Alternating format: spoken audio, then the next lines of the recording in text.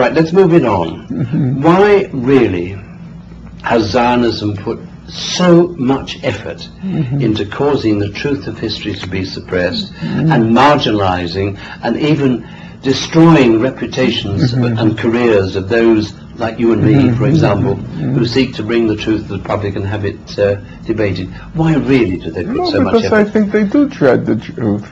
And the truth is not a pretty picture. And the problem now for the State of Israel and its supporters is, and here I think people are missing, many people are missing a fundamental fact. There has been a fundamental change in recent years because that criticism has now broken into the mainstream. And they can't stop it because it's one thing to attack people on the margins as anti-Semites, Holocaust deniers, and the rest, because people on the margins don't have the resources to fight back. You effectively have to take it. You write a letter to the newspaper just doesn't print your letter. Right, right. But they tried that tactic with somebody in the mainstream this past year. They tried it with Jimmy Carter. When Jimmy Carter's book came out, first they said he was in the pay of Arab sheikhs. Then they said he was an anti-Semite. Then Deborah Lipstadt wrote in the Washington Post that he's a borderline Holocaust denier. Yeah, I mean, absolute garbage, but that shows you how desperate they're becoming. Yeah, but it's not just showing that.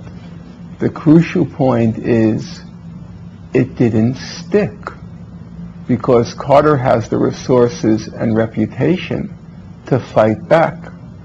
So what happened? They tried all of their tactics. His book was still #1 in the New York Times bestseller list for several weeks.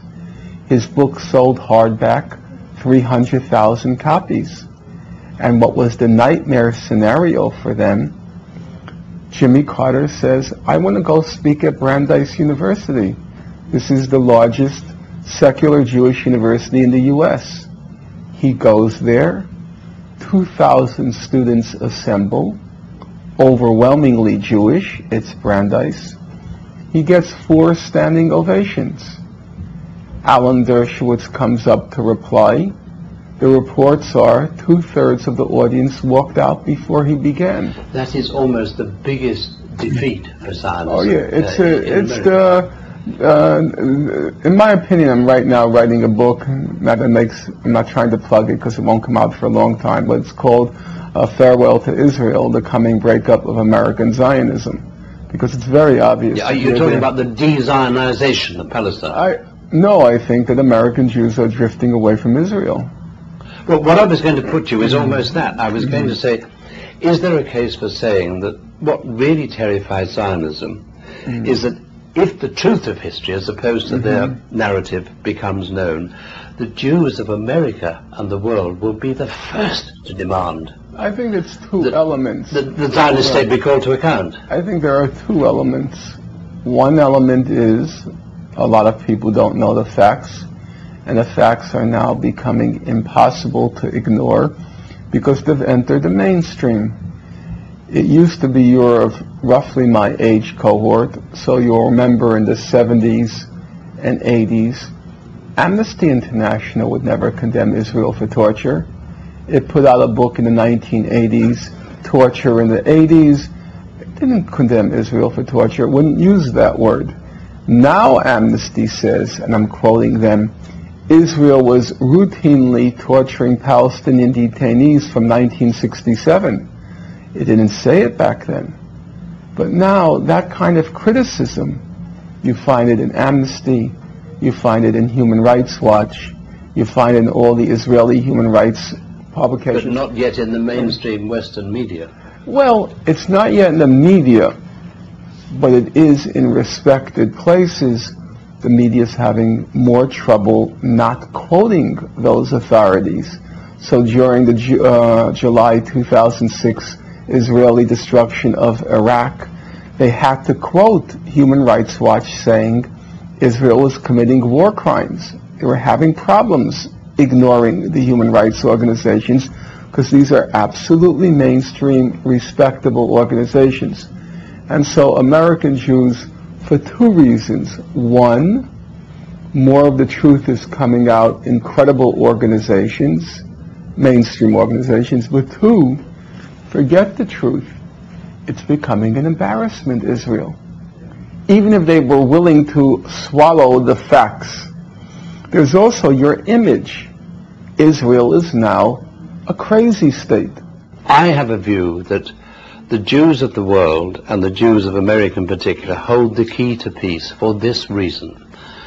In my view, no American president is ever going to call Israel to account, confront Zionism, until and unless he or she feels that the overwhelming majority of Jewish Americans are with him.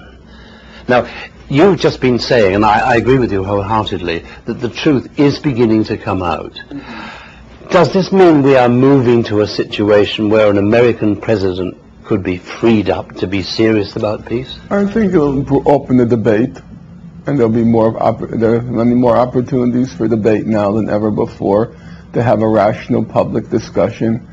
And now the real challenge is for those who want a reasonable, just settlement of the conflict to be absolutely reasonable and isolate those who are blocking a resolution of the conflict. Not to come out swinging, not to use incendiary language, not to be gratuitously provocative, but to just say, look, this is the record, and honest people have to acknowledge this record. And there's a settlement possible of this conflict. Every year the United Nations votes on the peaceful settlement of Palestine question. And every year the vote is the same. The whole world on one side, including the UK, every year. The whole world on one side, the United States and Israel on the other. Okay, it's also Nauru, Palau, Tuvalu, Micronesia, and the Marshall Islands, but that's it. There's a settlement which the whole world agrees on. It's a reasonable settlement.